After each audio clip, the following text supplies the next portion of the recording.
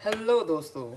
तो मेरा नाम जतिन है और मैं मैकबुक रिपेयर से रिलेटेड वीडियोस आप सभी के लिए यूट्यूब पर लेके आता रहता हूं। और आज एक और नए दिन की शुरुआत करते हैं हम नए केस के साथ, जो कि होने वाला है मैकबुक प्रो 13 इंच 2022 2022 मॉडल है 82338 का।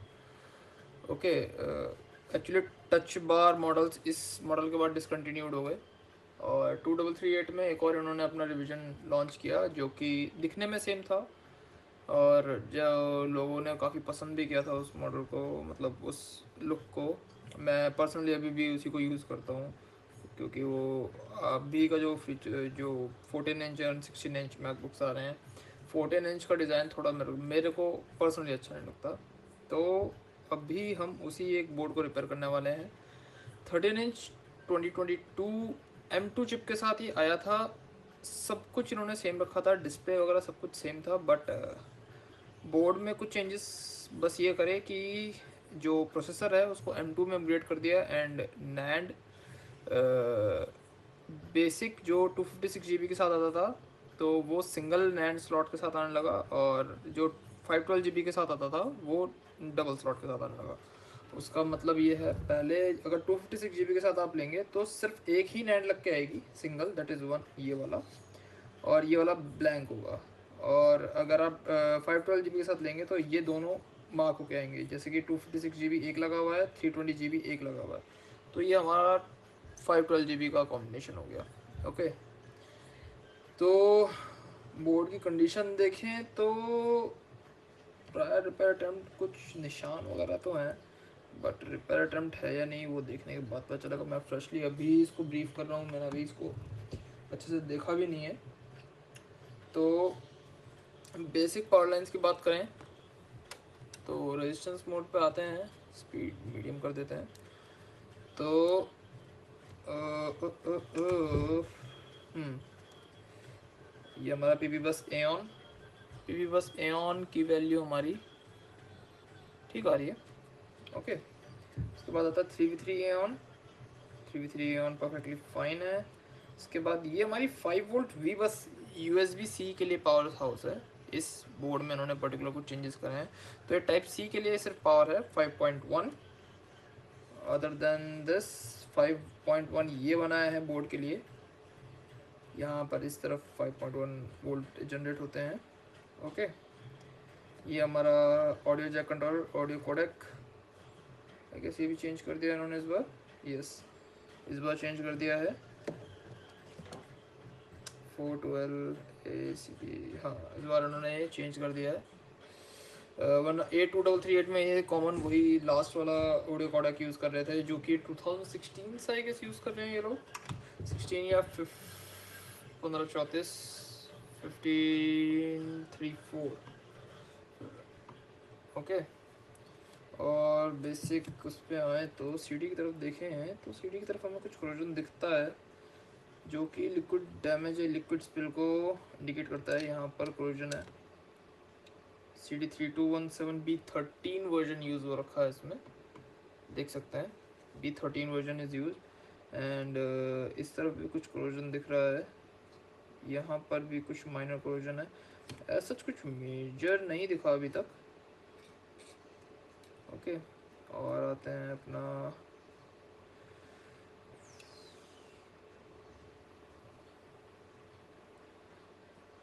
Same ISL 9240। मेरे को लगा इस बार ये चेंज कर देंगे।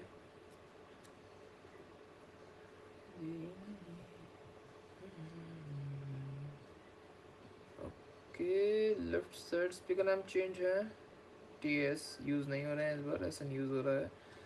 तो सेम TI ही है, मैन्युफैक्चरर सेम है इनका, बट अब जनरेशन चेंज हो रही है तो ऑब्वियसली आउटपुट भी चेंज करेंगे ही करेंगे। अब हम एंड में आते हैं अपना पावर आउटपुट पे, कि इसमें आखिरकार करंट कंजप्शन कितना आ रहा है। करंट कंजप्शन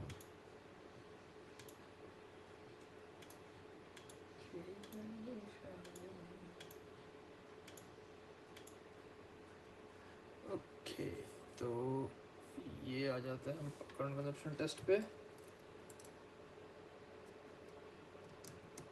पोर्ट ए पे हमारा करंट कंजप्शन बहुत हाई जा रहा है, मॉनिटर करना पड़ेगा। ये 5 वोल्ट 400 मिली एम्प्स नॉर्मल नहीं है, काफ़ी हाई करंट कंजप्शन है। लेट्स सी ये स्लाइड डाउन होता है क्या बूटिंग के बाद? नहीं, कांस्टेंट है। ओके, ये पोर्ट नंबर 1 था। Let's try port number 2, and port number 2 में भी सेम करंट कंजप्शन है। ओके, पोर्ट नंबर 2 में भी सेम करंट कंजप्शन है। दैट मीन्स अब वापस अपने बोर्ड पर आ जाते हैं। चेक करते हैं बेसिक पावर लाइंस, क्या क्या प्रेजेंट है, क्या एब्सेंट है। कुछ गर्म लगा इस तरफ। ओके, मेरे को ये गर्म लग रहा है यहाँ पर। Oh, we have a broken speaker amplifier, physically damage हुआ है ये, तो ये मेरे को हाथ पे गर्म फील हुआ। तो आई गेस यहाँ पर मेरे को वोल्टेज इन प्रेजेंट नहीं होगा, पीपी बस ए ऑन प्रेजेंट नहीं होगा। वोल्टेज में चेक करूँ मैं तो we have 6.6 volt present, and obviously ये वाला गर्म हो रहा है। तो आउटपुट पे 2.4 वोल्ट यहाँ पर आ रहे हैं, यहाँ पर 0.4 2.5 वोल्ट भी नहीं आने चाहिए। दैट मीन्स कि हमारा जो एम्पलीफायर है ये कुछ ना कुछ शॉर्ट आउट कर रहा है। जो वोल्टेज इन है दैट इज 6.6 वोल्ट, 6.6 वोल्ट को ये आउटपुट के साथ शॉर्ट आउट कर रहा है, किसी ना किसी तरीके से, मतलब डिस्टर्बेंस क्रिएट कर रहा है और हीट क्रिएट कर रहा है। यहाँ पर मैंने हाथ लगाया तो मेरे को हीट फील हुई। तो हम क्या करेंगे, पहले इसको रिमूव करते हैं।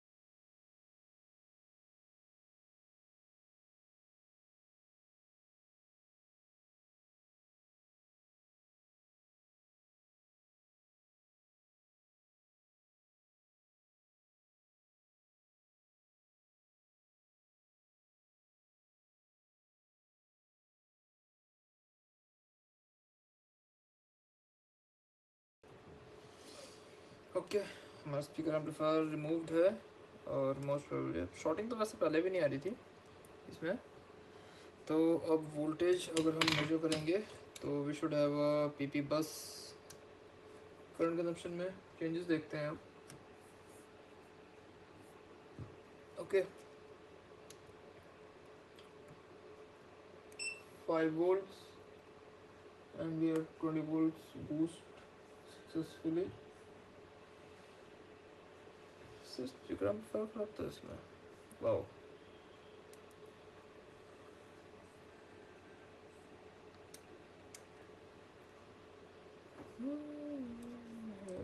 बूटिंग 1.9% है, बूटिंग भी ठीक है।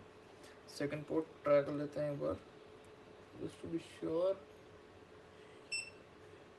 या दोनों पोर्ट्स हमारा काम कर रहे हैं, तो सिर्फ स्पीकर एम्पलीफायर खराब होगा। मुझे लगा कुछ इंटरेस्टिंग केस होगा, बट कोई बात नहीं। व्हाट विल डू कि कस्टमर को वापस इसमें इन फ्यूचर कोई इश्यूज ना आए, एक अच्छा सा रिफ्लो देते हैं पूरे सर्किटरी को।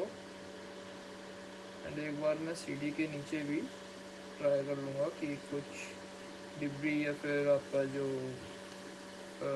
कोरोजन होता है, क्योंकि कई केसेस में ना कोरोजन इन डीप अगर होता है और अल्ट्रासोनिक क्लीन भी करवा दूँ मैं इसको, तो वो अंदर वाला कोरोजन अल्ट्रासोनिक क्लीनर क्लीन नहीं कर पाता।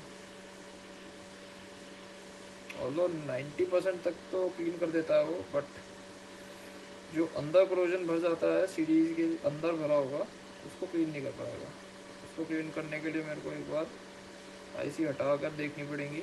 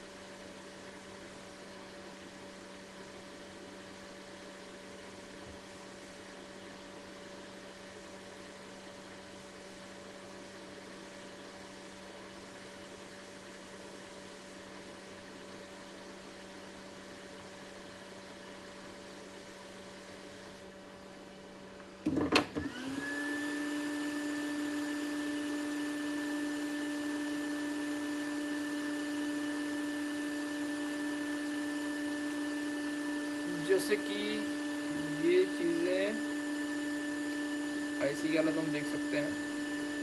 अगर मैं इसको ऐसे ही चेक करके एज इट इज़ पैक करवा दूँ, नो डाउट ये कुछ टाइम चलेगा। मे बी एक दिन, मे बी 2 दिन, मे बी एक हफ्ता। एक हफ्ता तो मुश्किल है, बट 1-2 दिन हो सकता है चले। बट आई डोंट थिंक कि ये एक रिलायबल सोल्यूशन देना होगा कस्टमर को कि अगर मैं इन चीज़ों को अननोटिसेबल छोड़ दूँ और उनको कुछ काम ना करूँ तो we have to change this IC, ताकि लॉन्ग रन में कस्टमर को इशू ना हो। ओके, इसके साथ मैं ये वाला भी देख लेता हूँ। ऑल्दो इसके नीचे मेरे को नहीं लग रहा कि कोई कुछ कोरोजन वगैरह होगा, बट स्टिल इसको भी देखना ज़रूरी है। तो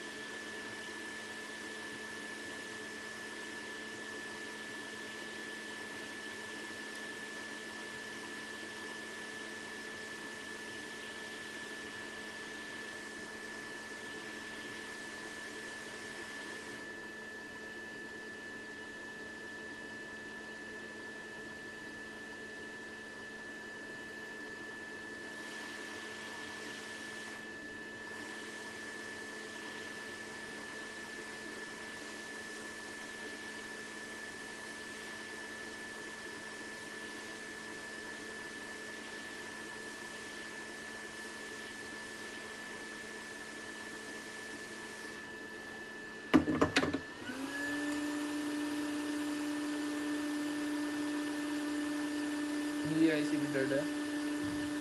ओके, जैसे कि देख सकते हैं ये दोनों ही रिप्लेसमेंट चाह रही हैं। ठीक है, एक रिलायबल सोल्यूशन अगर कस्टमर को देना है तो आपको ये दोनों चेंज करनी ही होंगी। डजेंट मैटर कि वो उस पर्टिकुलर टाइम पीरियड में काम कर रही हैं या नहीं कर रही।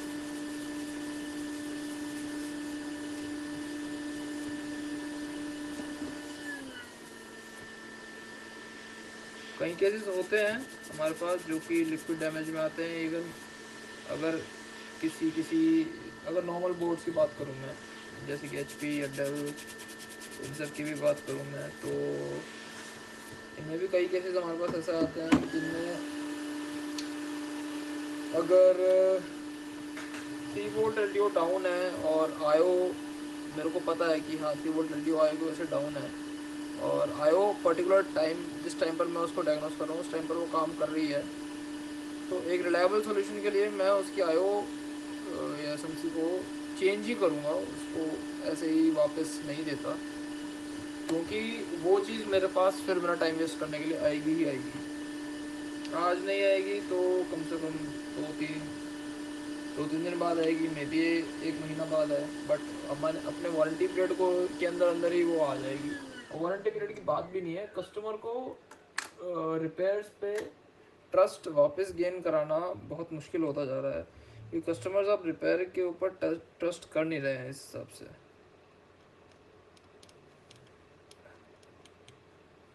हमारा जो मेन काम होना चाहिए वो पैसा कमाना एक फैक्टर होता है रिपेयर इंडस्ट्री में, बट सब कुछ वही नहीं होता है। एक कस्टमर सेटिस्फेक्शन नाम की भी चीज़ होती है, एक सर्विस देना भी होता है। आजकल की जो रिपेयर इंडस्ट्री में काम चल रहा है वो मेरे हिसाब से सिर्फ सिर्फ पैसा कमाने की होड़ हो रखी है, जिसकी वजह से एंड यूज़र कस्टमर जो है वो बहुत ज़्यादा सफ़र कर रहा है, ऐसा मेरा मानना है। और लोगों का रिपेयर पे से विश्वास उठता जा रहा है, सेल्स में लोग ज़्यादा जा रहे हैं। सेल्स में लोग ये वो करना चाहते हैं कि ये भी बर्न आउट हो चुका है, यहाँ पर बर्न मार्क्स हैं।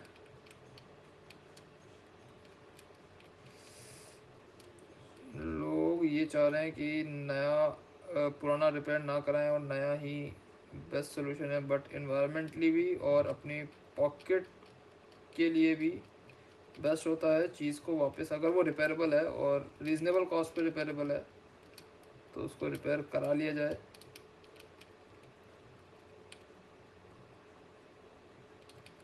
अब ये जहाँ तक क्रोजन आया होगा इसमें मेरे को वो क्लीन करना पड़ेगा वो पूरा area.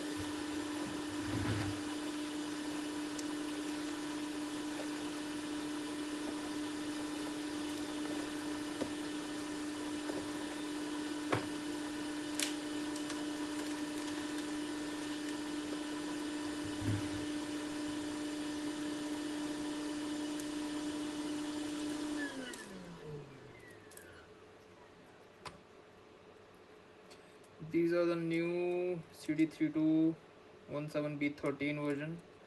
B12 and B13 are not compatible with each other. जो रिपेयर करते हैं उनको अच्छे से पता होगा। अगर आप इनकी जगह B12 लगाओगे तो B12 आपका EEPROM रीड करेगी, बट उसके बाद फ्यूज़ से आगे कुछ काम नहीं होगा। फ्यूज़ में आई गेस कुछ डेटा पास होगा, कुछ डेटा पास ऑन नहीं होगा। एक वीडियो में मैंने डिस्कस भी किया था कि B13 B12 में क्या इन्होंने डिफरेंसेस कर रखे हैं। अगर आप चाहते हैं उसको चेकआउट करना, आप देख सकते हैं।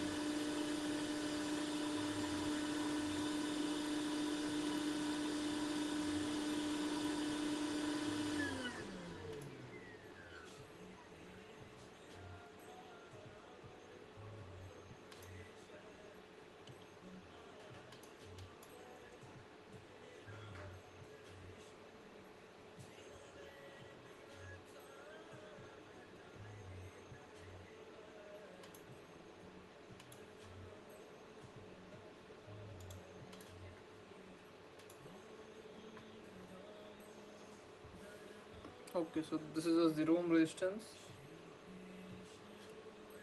इसको रिप्लेस करना पड़ेगा।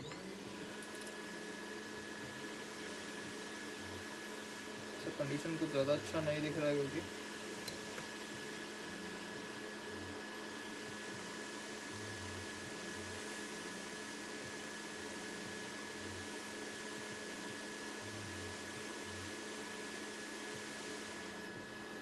डेफिनेटली रिप्लेसमेंट की ज़रूरत थी बिकॉज ट्रैक ऑलमोस्ट डेड है।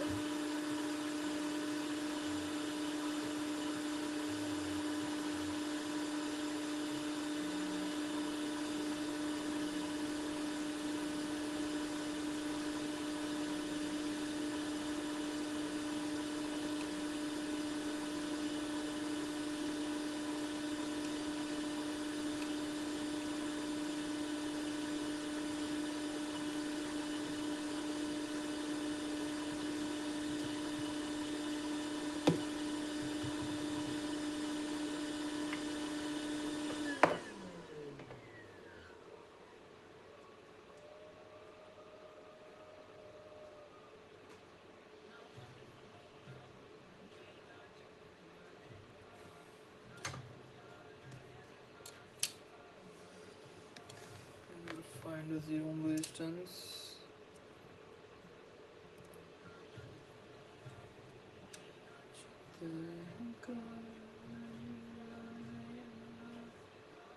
Fifteen ohms.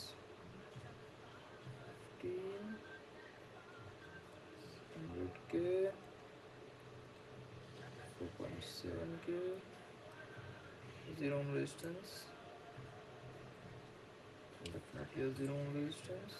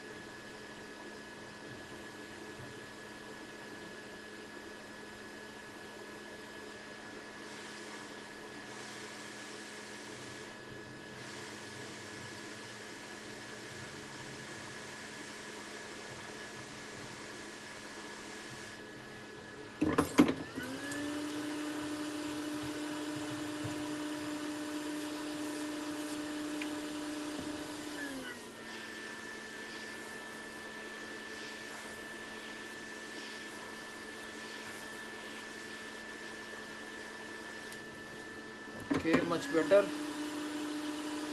अब लास्ट चीज़ रहती है हमारा हैंडल करना, वो है हमारा स्पीकर एम्पलीफायर। ठीक है,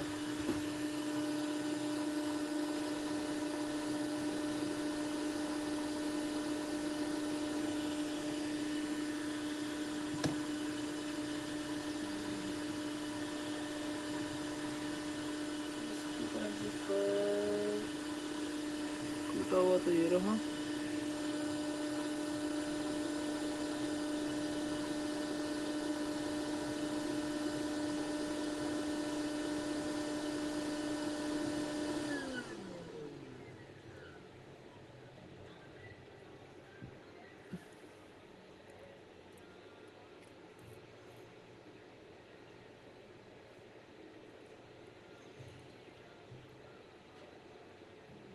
मे भी मुझे नया ही निकालना पड़ेगा।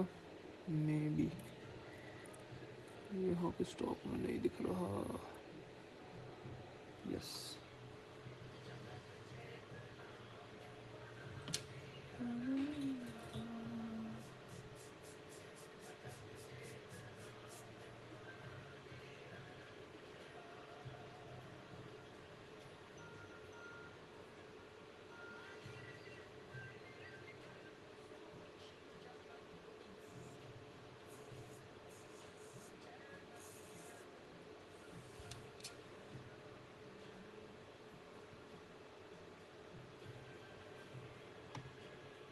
स्पीकर एम्प कि मुझे लगता नहीं है इसको बॉल्स की ज़रूरत है, ना बॉल्स की ज़रूरत नहीं है, ऑलरेडी रीबॉल्ड है। ओके, तो लास्ट चीज़ बची है एड्रेस करने के लिए, वो है हमारा स्पीकर एम्प।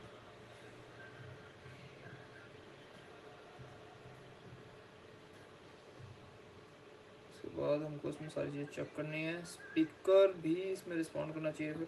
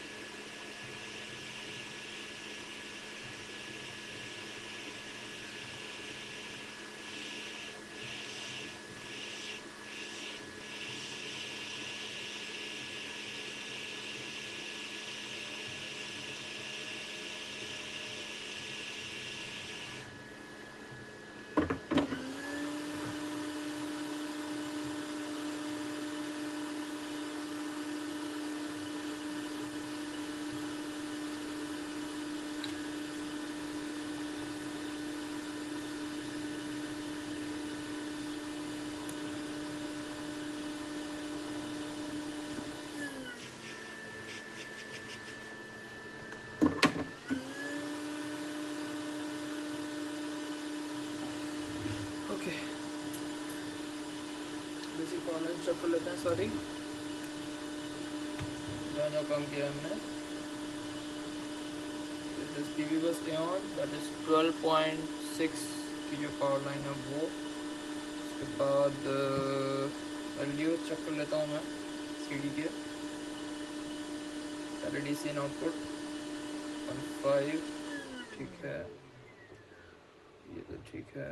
यहाँ पर 52K ठीक है, LDOs 23K 23K and 6 22K। Okay, 1.25S2, ये वाली 1.25S2 है, 1.5K टू ग्राउंड। अब बारी आती है हमारी फाइनल टेस्ट की, तो चेक कर लेते हैं एक बार। ठीक है, पोर्ट पे लगाते हैं, let's see if we have successful boost 20 volts and या 20 volts। ओके, अब जो चीज़ रहती है टेस्ट करने के लिए वो रहता है हमारा साउंड। तो साउंड टेस्ट करने के लिए मैं स्पीकर यूज़ नहीं करूँगा, स्पीकर नहीं लगाऊंगा। What I will do is कि मैं यहीं पर ऑसिलोस्कोप के थ्रू मैं देखूंगा कि क्या if we have Apple chime 20 volts Apple chime. तो एप्पल चाइम आप टेस्ट कर सकते हैं स्पीकर एम्पलीफायर के आउटपुट पे डीएसओ रख के, अपना डीएसओ की प्रोब रख के। तो ये आपकी जो वेव फॉर्म आ रही है ये स्पीकर को ट्रिगर करती हैं और साउंड इसी इम्पल्सिस से आपका साउंड जनरेट होता है। तो एप्पल चाइम जब तक रहेगा ये तब तक ये बनेगी, उसके बाद ये बंद हो जाएगी। ओके, तो बूटिंग सीक्वेंस कंप्लीट हो गया, साउंड भी ओके है और सक्सेसफुल 20 वोल्ट भी बूस्ट हो रहे हैं। आई गेस दोनों पोर्ट्स हमारे काम कर रहे हैं 20 वोल्ट्स पे। दोनों पोर्ट में चेक कर लेता हूँ, पहले port number 1। Okay, port number 1 ठीक काम कर रहा है बिल्कुल। Let's go with the port number 2।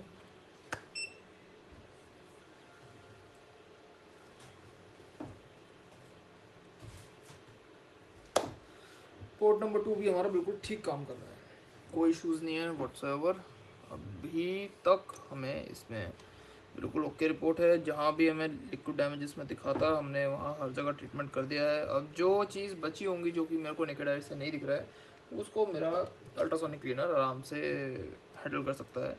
अब इसमें सच कोई चीज़ नहीं है, बट अगर मैं ऐसे केसेस में इन केसेस में जैसे कि ये हमारी आईसी थी, ओके। अगर मैं इसको क्लीन भी करता हूँ, क्लीन करता हूँ पहले,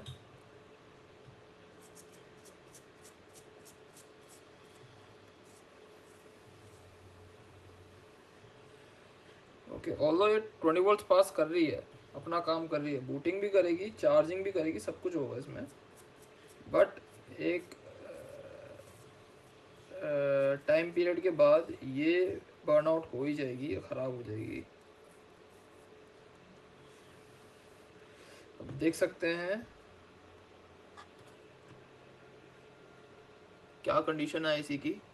आईसी कंडीशन बिल्कुल बेकार है, और ये आईसी आपके सामने काम कर रही थी, 20 वोल्ट पास कर रही थी, ओके। और दूसरी आईसी कंडीशन दिखाऊं तो वो तो इससे भी बेकार है। तो इट्स बेटर कि आप अगर कभी भी रिपेयर कर रहे हो तो, और आपको सस्पिशन कुछ लगता है कि इस एरिया में कुछ डैमेज होगा, तो अगर बीजीए चिप है तो डेफिनेटली उसको तार के आप एक बार, आपको 5 से 10 मिनट एक्स्ट्रा लगेगा, बट कस्टमर का एक काफ़ी महंगा डिवाइस बच सकता है एक दोबारा रिपेयर की उसमें जाने से, ओके। तो ये दो चिप्स तो ख़राब हैं, इनको मैं ख़राब ही कंसिडर करता हूँ, और इवन हमारा स्पीकर एम्पलीफायर इसमें फॉल्टी था। तो आई होप आपको वीडियो अच्छी लगी होगी। अगर आपको वीडियो अच्छी लगी होगी, डू शेयर योर फीडबैक। आपको कुछ पसंद नापसंद वीडियो के बारे में आप कुछ एनहेंस कराना चाहते हैं तो भी feedback is very much appreciated, okay.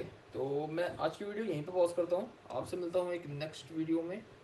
I hope आपको वीडियो अच्छी लगी हो, ओके। अपना